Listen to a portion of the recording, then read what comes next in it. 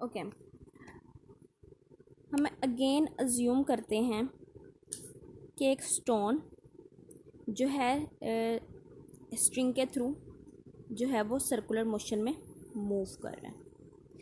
Okay, for example अगर centimetre force ख़त्म हो जाए, कैसे ख़त्म हो कि यहाँ या तो अगर अर्थ है उसकी ग्रेविटेशन ख़त्म हो जाए, या यहाँ पे जैसे अगर मैंने ये स्टोन पकड़ा हुआ है, मैं इसे छोड़ दूँ, जब मैं छोड़ दूँ तो आपके ख्याल में इस स्टोन को कहाँ गिरना चाहिए?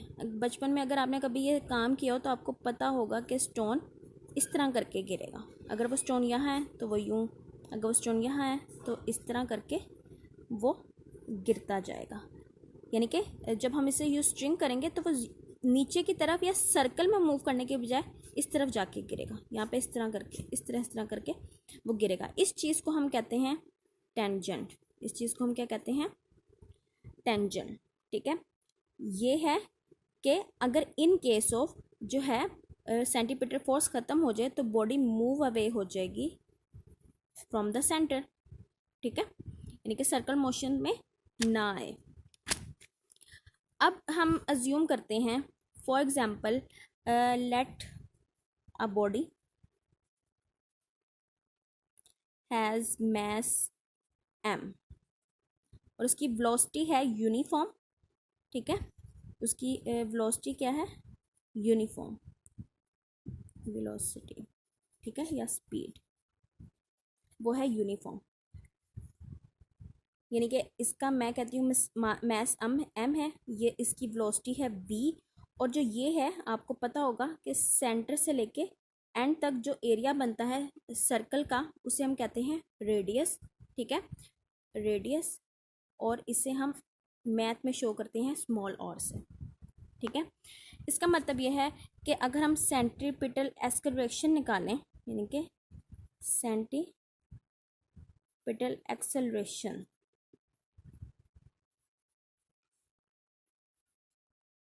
यानी कि ए सी, तो वो किसके बराबर आएगा?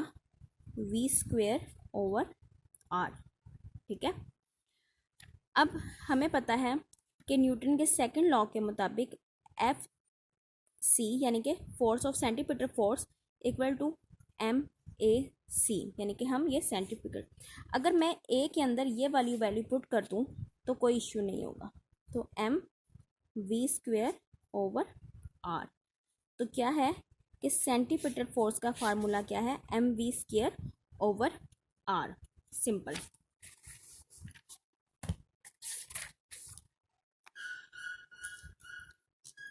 A stone tied to one end of a string rotating in a circle. ठीक है, the tension in the string provide the necessary centripetal force. It keep the stone moving in the center. If the string is not strong enough to provide the necessary tension, जैसे कि string के अंदर इतनी tension नहीं है कि वो हमें गिवन सेंटीपिटल फोर्स दे सके, तो वो चीज उसे मजबूर नहीं कर सकती कि वो सर्कुलर मोशन के अंदर मूव करे। It breaks the stone and move away along the tangent to the circle as shown in figure. ठीक है, ये क्या है? Tangent. The moon revolves around the earth. The gravitation force of earth provide the necessary centripetal force. Let a body of mass m move with uniform speed v in a circle of radius r. The acceleration ac produced by the centripetal force fc is given by centripetal acceleration ac equal to v square over r. According to Newton's second law of motion of centripetal force, fc is given by fc equal to m a c. F c हमने a की value put की तो हमारे पास centimetre force की क्या value है? I m v square over r. Equation shows as centimetre force needed by a body moving in a circular depend upon the mass m of a body. ठीक है, square of its velocity and reciprocal to the radius r of a circle. वो कहता है कि ये depend करती है मास पे और जो है उसके स्क्वायर रूट ऑफ वेलोसिटी और आर पे। ठीक है, रेसिप्रोकल टू रेडियस आर। अगर रेडियस जो है ज़्यादा है तो फोर्स कम हो जाएगी, फोर्स अगर रेडियस कम है तो फोर्स ज़्यादा हो जाएगी। ठीक है, अब चीज़ ये है कि न्यूटन के थर्ड लॉ के मुताबिक each action has a reaction. इसका मतलब है कि सेंट्रीपिटल है तो कोई और फोर्स भी होगी जो उसे मजबूर करेगी कि वो सर्कल के अंदर मूव ना करे। ठीक है, उस फोर्स को हम कहते हैं सेंट्रीफ्यूगल फोर्स। ठीक है, अब वो क्या कहता है, कंसिडर अ स्टोन, जैसे कि उन्होंने पहले दिखाया है, toward string moving in a circle, the necessary centimetre force act on a stone through the string that keep it move in a circle. According to Newton third law of motion there exist a reaction in there centimetre force, यानी कि एक reaction जो है वो exist करता है, centimetre reaction that pull the string outward in some time called the centrifugal force. ठीक है, अगर आप कभी स्ट्रिंग को घुमा के देखें तो आप देखेंगे कि आपको लगेगा कि स्टोन बाहर की तरफ भी खींच रहा है। ठीक है, तो उसे हम क्या कहते हैं, सेंट्रीफ्यूगल फोर्स।